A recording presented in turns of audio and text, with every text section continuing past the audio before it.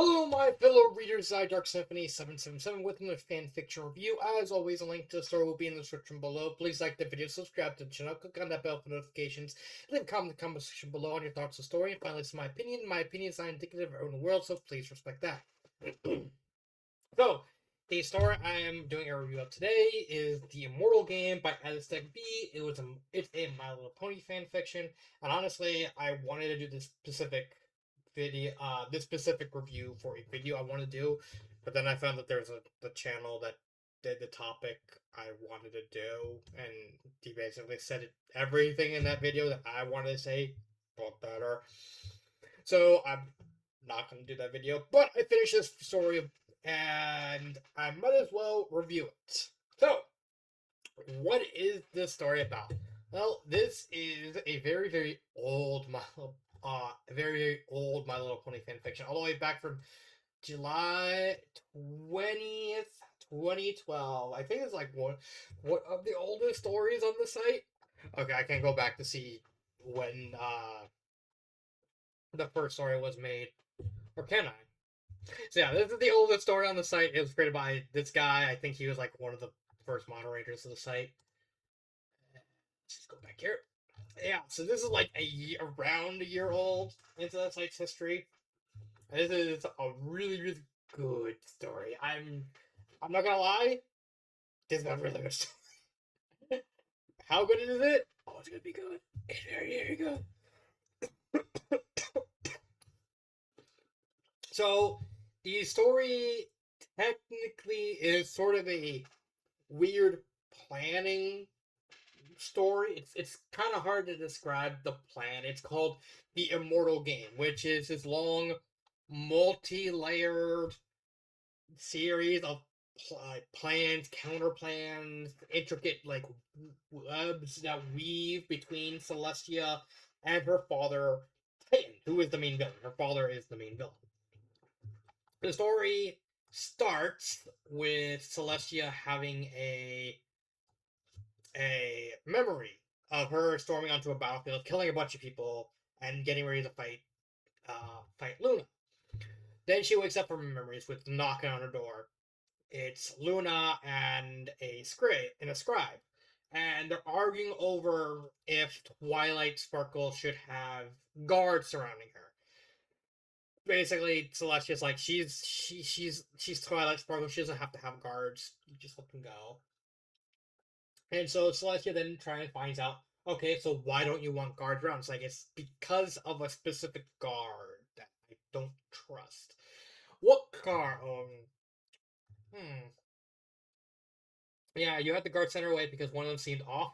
Esteem, I think his name was. He volunteered to be part of her escort despite the fact that the duties far beneath his rank. It seems strange.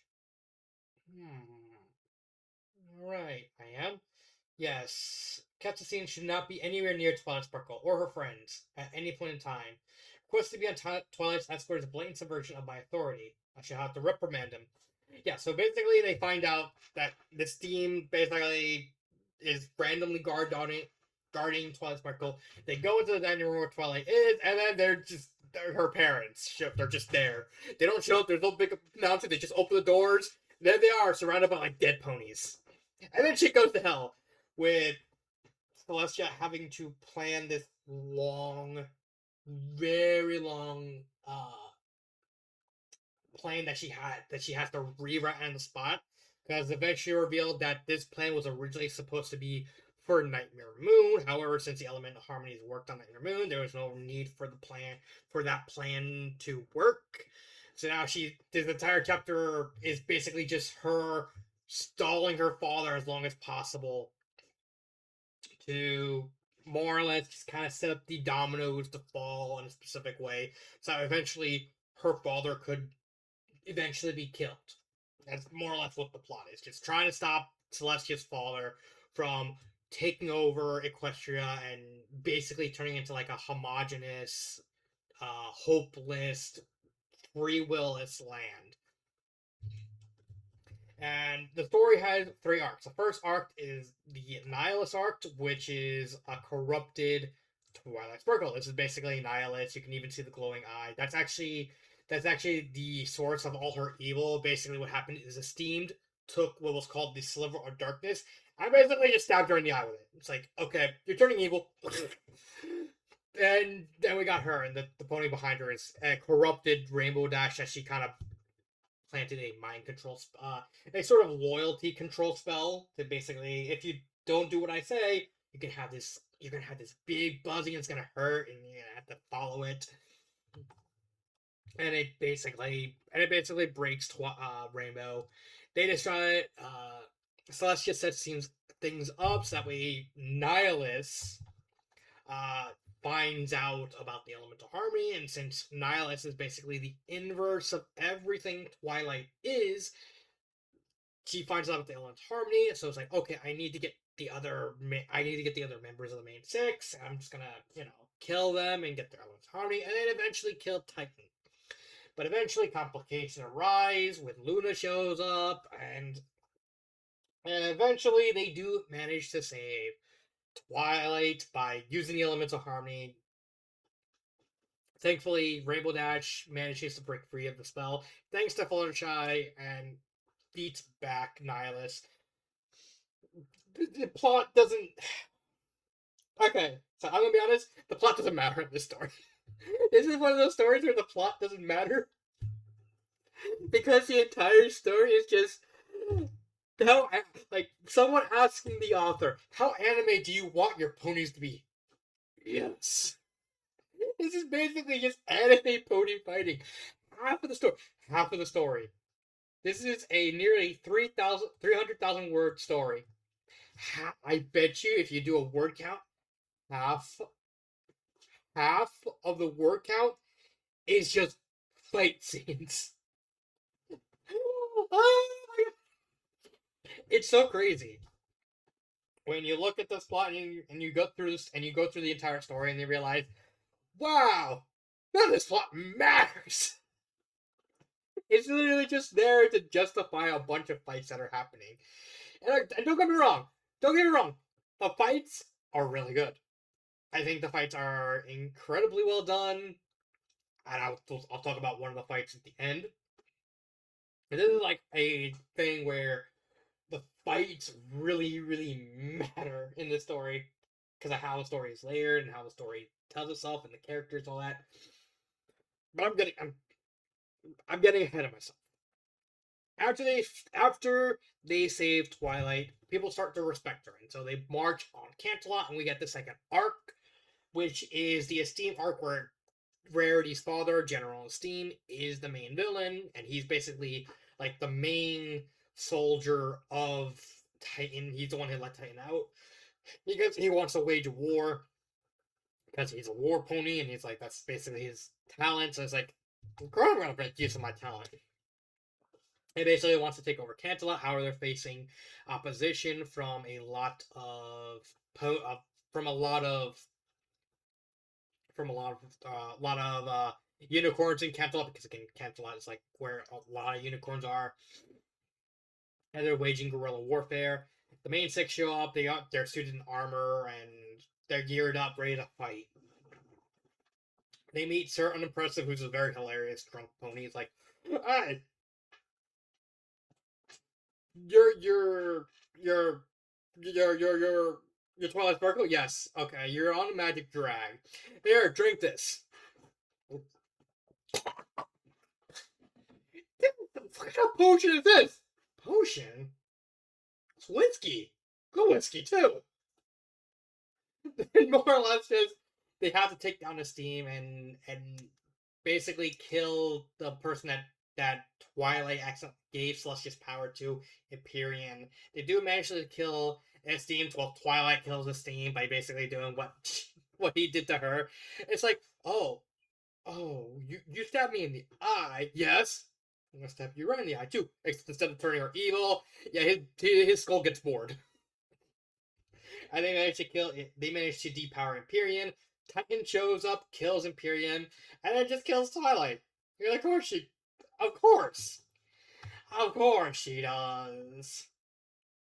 They even try to fire the elements of harmony at him, and then we get like a very hilarious moment where like, okay, we're firing the elements of harmony. are gonna use it against him, and all of a sudden, Titan just looks at it and goes, No. and then renders the elements of harmony inert. So it's like, oh, well, we lost the elements of harmony. Oh shit, we lost the elements of harmony. Thankfully, Twilight had a backup plan because she kind of suspected that the elements of harmony might not work on him. Because he's not like corrupt or anything, he's just insane. He's just evil. So she basically just hires Discord. Like there's it's down here. I gotta go all the way down here. Yep, right one.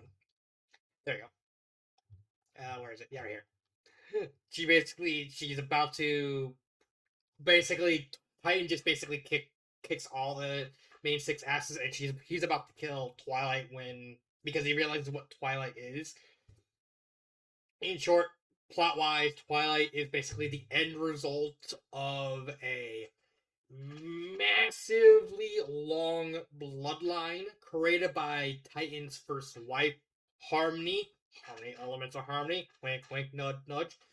Is a unique breed of pony that is specifically made by her to kill Titan.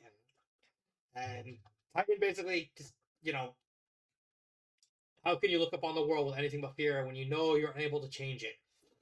And he's about to kill Twilight, and all of a sudden, a ice cream sundae shows up, and we get like the most epic way of saying it was delicious.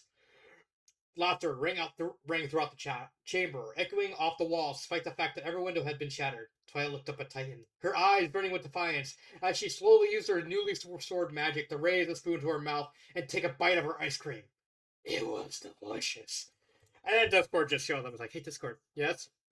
I know we turned you to stone. Mm-hmm. Can you help us against Celestia's father? Celestia's father, you say? Give me 10 minutes. Like, okay.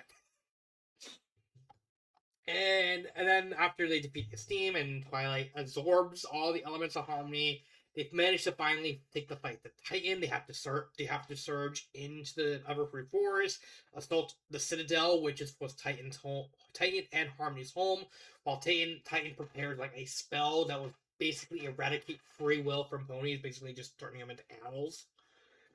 Just because he is Titan, he's ruled. That's basically how order works. And Twilight eventually manages to absorb, like, tank the spell to her face, and then she gets absorbed by Harmony's magic. Basically, okay, it's a weird sort of chess situation. Celestia is doing this entire planning to take a stop to Titan. Titan, on the other hand, was planning everything Celestia might do and countering that. And then above both of them, in like a 5-dimensional, because Titan and Celestia were like 3-dimensional chess playing. Harmony was doing 5-dimensional chess, trying to outplay both of them because I planned for all of this 3,000 years ago. And then Twilight Sparkle just walks up, sees the chess game, takes the table, just flips over. It's like a traditional chessboard. It's like, my game now. You gonna say nothing? No. Good. Sparkle bitch. I'm Sparkalicious. I don't know why I thought of Sparkalicious off the top of my head. I don't know why. And so, and more or less says, we're gonna play my game. And Twilight using Harmony's magic, using the elements of Harmony, she still probably gets her ass whipped by Titan. Because no matter how powerful she gets, she ain't more powerful than Titan. And then we get like a cool thing at the end. I'll talk about it more at the end because it has to do with that fight. That my favorite part is. The story more or less ends with Twilight becoming coordinated because she's an Alicorn now. Granted, she wasn't the only one of the main six to become a goddess. Spoiler: Fluttershy becomes a goddess too. Just randomly, it's like, oh, Twilight got. Alright, neat. Wait, Fluttershy got? Wait, why are you tall now? Magic. It's kind of funny. Think about, like, okay, Twilight being Alicorn, okay, expected. Fluttershy becoming a goddess. Granted, she's not an alicorn. She's still Pegasus, but she's technically a goddess. She becomes Mother Nature. And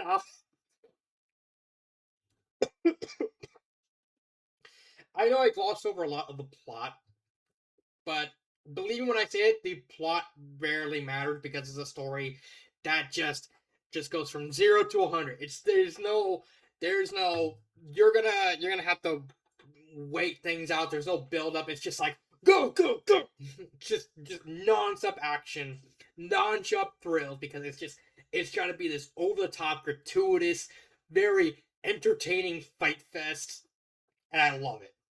So yeah, I did. I guess you could say I glossed over the plot a lot, but more or less I did give you the general gist of it. I didn't go into like specific details on the whole thing, but more or less what you see is what I said is what you get.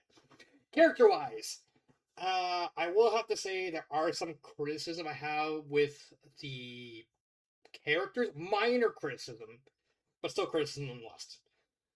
When it comes to the main six, I love Twilight. I love the fact that she's basically having to slowly have all this weight put onto her as the story goes on. Like she's just a normal, a normal bookish girl, and then she gets possessed, and then she gets unpossessed, and now people are just slowly starting to like salute her because they realize, she is like the savior of Equestria. She's like the one who's gonna, take down Titan and save everyone and save Equestria. And then she becomes a god. She becomes a god, and now instead of saluting, they're all bowing to her, and she's like completely embarrassed. Like I don't know anything about this stuff. I just see it funnier, like at the end when she gets coronated. I think around either one of these two chapters, they announced on the same day that she's becoming an alicorn. It's like, oh, oh, that is a coincidence. That is just so funny, and her character's really well done. It's like it's a very it's nothing too deep because at the end she's just slowly becoming a symbol that she doesn't want and kind of reluctantly embracing the symbolism, but there's that. There's the fun there's the fun skills that she gets with the elements of harmony. Like she absorbs all the skills that the other main six have onto her when she uses the elements of harmony. So she gets like uh rarity sword skills. I'll talk about that in a minute. Applejack's hyper regeneration, Pinky's Pinky Sense, Rainbow Dash's speed, and Fluttershy's stare. I think it's the only thing that she got the stare from Fluttershy. I like the night. Like a lot of there is some nuance, like her hating slowly be realizing that Celestia's manipulated her entire life. So I was like, oh, I don't like that. I really don't like that. And hating Celestia, and then kind of somewhat forgiving Celestia. It's like I don't like the fact that you're still manipulating me. It's like I know, I'm sorry. All right, and there's a lot of care put into her character. Granted, she's the most developed character. All the other characters are more or less just kind of backdrops. They're still fairly well done. It's just only Twilight has like the depth and care to her than everything else when it comes to the characters. Uh, Applejack and Pinky. Yeah, this is the criticism I have to put. All four of the main six have an important role in the story. Yeah, Twilight, she's the main character. Fluttershy, she really doesn't get like her big thing until the end of the story where she becomes Mother Nature, and she has like her whole thing with Terra, trying to reform Terra and trying to help her out and kind of realize, you're worth more than hate. You're gonna try and become like your own person, stuff like that. Rainbow Dash was important. Is actually fairly important throughout the story, with like becoming wrong and helping Twilight and be like stagecoach and kind of running scouting. And at the end, where Hurt and Spitfire and all Pegasus have to destroy the Megastorm that Titan made. Rarity is fairly important because she's technically the closest thing to a secondary main character behind Twilight with her whole sword blade skills. which I have to admit, I love the idea behind blade casting, and it's actually very important. So I need to actually lay this out here. Blade casting is a type of magic in the story where, depending on how powerful you are, so like for instance, Rarity was skilled enough at magic, thanks to her father Esteem, that she's able to summon 14 curately crafted diamonds, specifically shaped in a way that when they combine, they create a sword. Basically, the blade casting represents on their cutie mark. So basically, Rarity's gem crafting, so her sword's a gem. Twilight's sword, Twilight's talent is magic, so her sword's made of talent.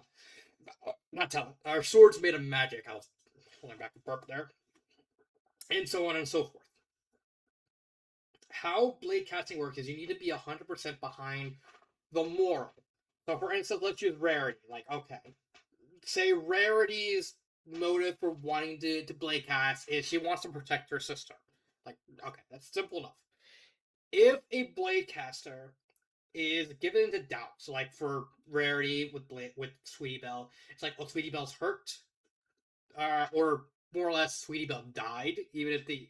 Even that niggling sense of doubt, if there's any sense of doubt for that motive, then the blade actually falls apart, and you can't really blade cast anymore because you got to be 100% behind the motive of why you're using the spell, and that's actually very important. It's actually a very important plot point because it is actually mentioned fairly early, and it's actually shown what happens when you can't play cast. That's actually how Twilight beat Titan. And Rarity is more or less just a second. When it's not focusing on Twilight, it's focusing on Rarity for the most part. Just focusing on like her learning and becoming like, I want to be a knight now because I lost my home. My sister might be dead. I don't have anything, so I'm just gonna fight to protect as many people as I can, and that's actually the canon reason why she able to blade cast. She's basically taking up a knight's role, like just wanting to protect as many people as he can. As long as she can protect someone, she'll keep the blade going. And it's a really nice character development. There's no outside of Twilight, there's not really much character arcs, but she doesn't get character development. It's really well done. Uh, Outside of those four, then you have Applejack and Pinkie Pie, who don't have anything. Yeah, you have Pinkie being called an arc pony, which was an experiment Harmony made, and Titan wanted to get rid of because it doesn't fit in its precognitive notion of what a pony is. Uh, and it is a great nod to like Pinkie's original design because Pinkie was originally supposed to be a Pegasus, and Fluttershy was originally supposed to be an Earth Pony, which is why Pinkie actually has Pegasus magic, and Fluttershy actually has Earth Pony magic. It's basically just experimentation. Uh, and that's honestly a really cool detail, but it doesn't. The story doesn't do anything with Pinkie. It doesn't do anything with Applejack. Yeah, there's a little ship tease with like possibly Applejack falling in love with Rarity, but it's very vague and it's deliberately left up to interpretation of whether or not what Applejack says, because Applejack confesses while the storm is happening, and Rarity just reads her lips, so it's deliberately made vague so you can just figure out if it's a if it's like a declaration of love or just telling her to hang in there, I'll keep you safe, or anything like that.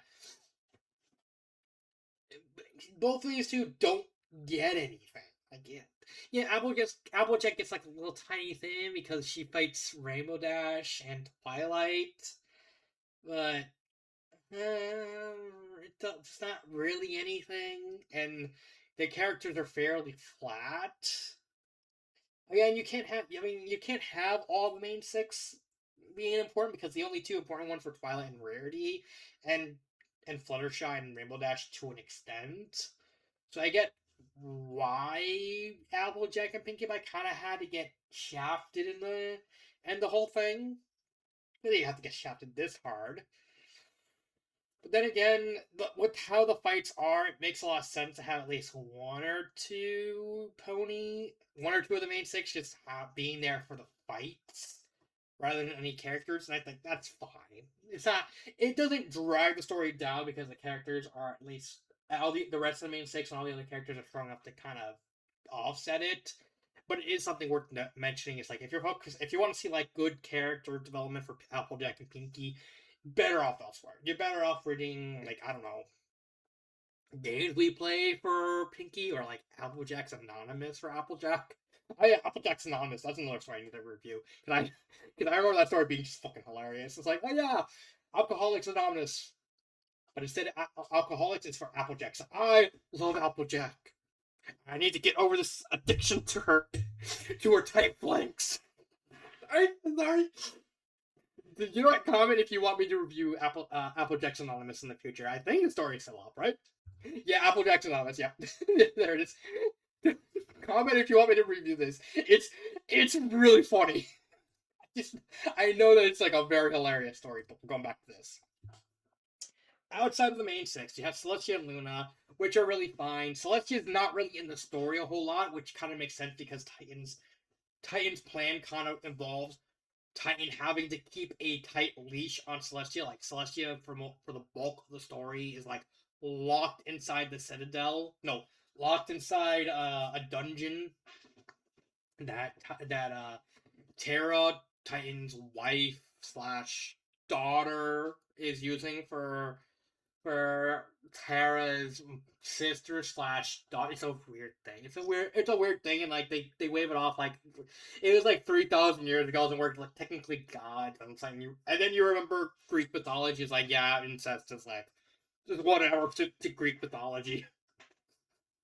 again, again, most Greek myths basically start with one day Zeus was feeling horny, so he fucked a family member. Which family member? That's you need to find out.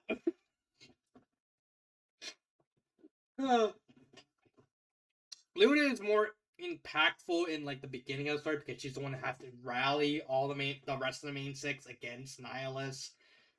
We got like a little moment where like they're playing Monopoly and Luna doesn't know what to do, and Pinky's actually hiding a celestial Monopoly piece, and they all kind of like look at her. It's like you're hiding something in your hoop. It's like no, I'm not.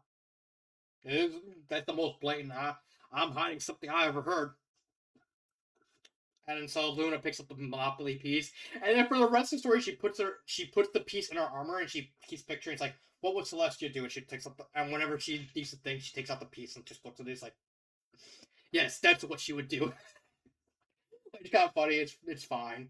Nihilus as a character, I think, is really well done. It really embodies the inverse of what Twilight represents. Like I know a lot of people criticize Nihilus for not being crazy, but then if you actually paid attention to like what's going on, like Celestia planned the whole craziness to kind of be more in the sense of rebellion rather than actually like genuinely crazy, and also the fact that Lylus needs the main six alive in order for her plan to corrupt and control the elements of harmony to work, so it makes sense. Uh, but other than that, Nihilus is a good starter villain. Esteem is the weakest of the three villains. I mean, there's a whole thing with like he's Rarity's father. He's abused Rarity. Um, he just she's like the most powerful mortal fight. Like technically the most powerful no, most powerful fighter that is not a god. So he's like while he's not as strong as Twilight, especially once she gets like the power of the elements to harmony, it's like, oh yeah, I'm more powerful, but he's more skilled. But he's 5'4" but he's definitely the weakest villain. And then you got Titan. I'm skipping over Terra because Terra is just a generic crazy person, and she only really gets anything at the end, where she gets free and she has the whole thing with Fluttershy with her, and her backstory kind of going into like the fact that Terra Titan basically did the same spell on her that Nihilus did on Rainbow Dash at the beginning of the story. And she just had longer to suffer for it, and she just went genuinely crazy and realized that she just went hateful and mad. Uh Titan isn't interesting villain. He doesn't really show. He only really shows up at the end. Like he shows up at the beginning, and then for this chapter all the way to this chapter, he doesn't personally show up. These two chapters, he kind of has like unicorn puppets. That's basically what Terra makes, which are these hollow shells and full of magic that he controls. But he doesn't really properly show up until this, and he basically just curb stomps everyone. He's he's fine. Like he's pretty good. The whole thing is like he's basically, what's the best way to describe Titan? He's basically like Yue from Shin Megami Tensei. Basically, if you never played Shin Megami Tensei, Yue is basically God, and God's not a nice guy in that game. More or less, he's basically like a restrictive order, like corrupted order.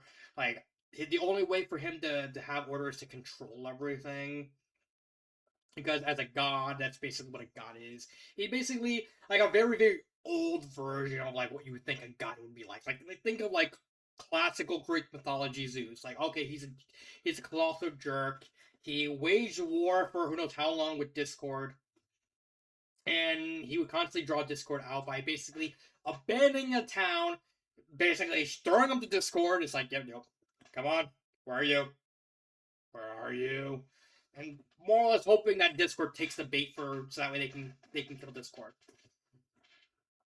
Which then eventually leads to Discord assaulting the voting capital, Emporia, killing corrupting Empyrean, which caused him to die, and then that eventually led, and it was revealed that Harmony didn't want to play God anymore because she realized that the loss of light was too much for her, and so I'm tired of being a goddess. I'm tired of seeing all these people die, all this hard work that I have to keep putting into, and then having them get killed and cold, and then bring it back and then do the repeat and just seeing all this life and happiness. I don't want to deal with that anymore, and that causes Titan to go mad, kill his wife, and then basically put the corruption spell on Terra, turns her crazy, and turns her into his wife. It's isn't. But at least, like, unlike other ones, he was already crazy before, you know, going mad. He's just like, oh yeah, the death of the sun just basically would push him over the edge. But, I mean, he's good. He's good for what his role is. He's basically supposed to be like an olden god. Basically, like this is what Questor used to be, full of war and chaos and destruction and battle. And now Twilight basically represents new god, harmony, living peace. I really love that, especially like since half the stuff he says are just basically just no. It's just basically just no, and then just negating everything around him. It's a really well group of characters. Again, Twilight is the only one with like an actual proper character arc. Technically, Terra also has one, but that's like at the very end. But yeah, everyone is just has character development, but Twilight's the only one with an actual proper character arc. Grammar. I think grammar's fine. I do remember seeing there's some grammar throughout the story, but nothing too serious. Pacing wise, the story is just very fast paced. It's an insanely fast paced story. Like it goes from 0 to 100 and it never lets go except for at the beginning of the arc. So basically, this this chapter, and this chapter are like and this chapter are the only ones that are like slower paced because it's trying to set up everything after. So I can't. So it makes sense that those three chapters specifically have to be slower paced because it's supposed to be setting up the several chapters afterwards, which are all fast paced, fast paced, fast paced, fast paced, fast paced, fast paced, fast paced, full of fights, full of chaos, and it's just. And normally I wouldn't like fast paced stories. I think I'm more of a slower paced guy. But this story really makes the most out of its fast pace for like a lot of well done fights, a lot of like honestly, before I get into like the end of it, let me at least like point out the fights. These fights are really well done. They're some of my favorite fights in a fan fiction ever because of how well they're written. Like you feel every impact. You feel the pacing is put to perfection. There's tons of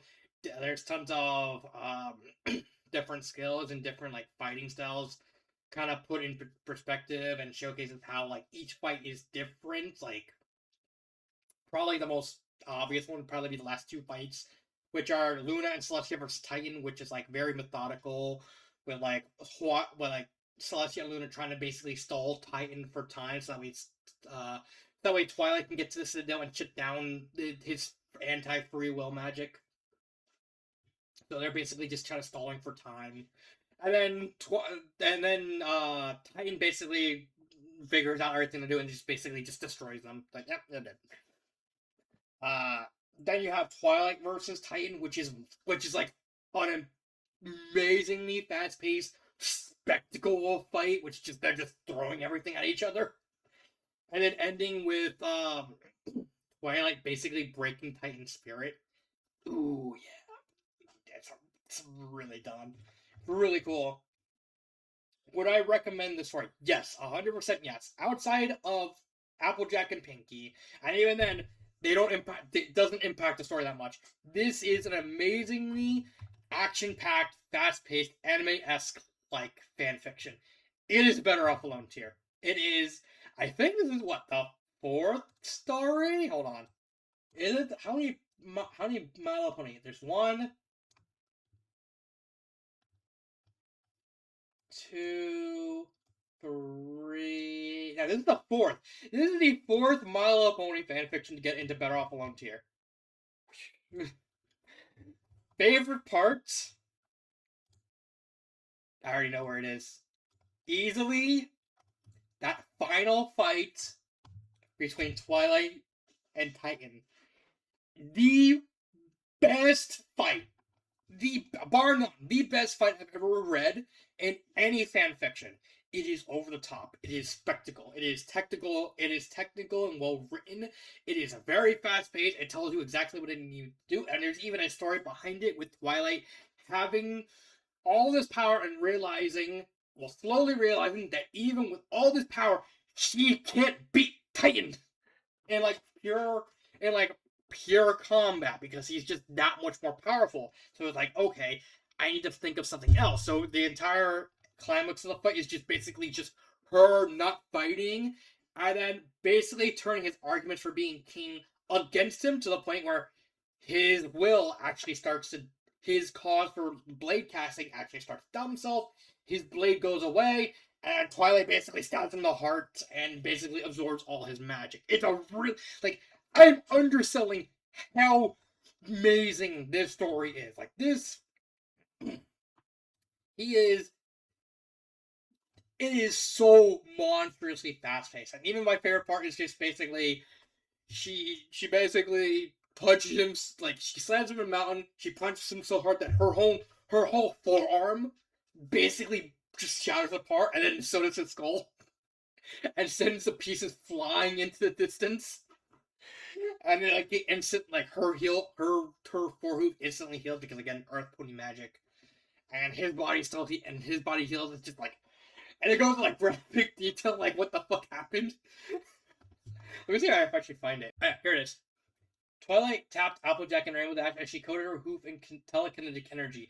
This slammed it in the Titan's face, straight forward and out from her chest to maximize power. Her punch landed. Her hoof cracked, and every bone in her foreleg shattered, becoming like so many pebbles stuffed into a sack of skin. The plates of metal in scoring her leg broke away and were thrown in every direction, bouncing off her skin and face. It was nothing compared to Titan. His skull became dust where her hoof shrunk, and broke into fragments everywhere else. His eyes were squeezed shut halfway out of their sockets, and his muscle compressed like an accordion as teeth were pushed out of the back of his throat. His neck snapped as his head went sailing backwards, and his body followed too slowly. It still followed, and Titan was thrown into the walls of the Canterlight Castle like a missile. Twilight watched as he broke through the walls to the library and decimated a dozen bookshelves to come out the other side with cool indifference. Like, just those cool sentences just show how much impact that she has, that she punches that it's beautifully written. Even if you don't like My Little Pony, even if you don't like the story, read this entire fight scene. It's so magnificently well paced, well choreographed, well written.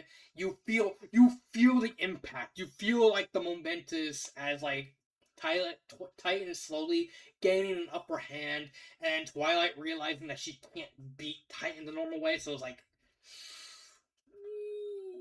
ooh, yes, and then her just like using circular logic against him, and then ending it with using the same spell he used that he forced her to use on Celestia at the beginning is like, beautiful, brutal, beautiful thematic irony.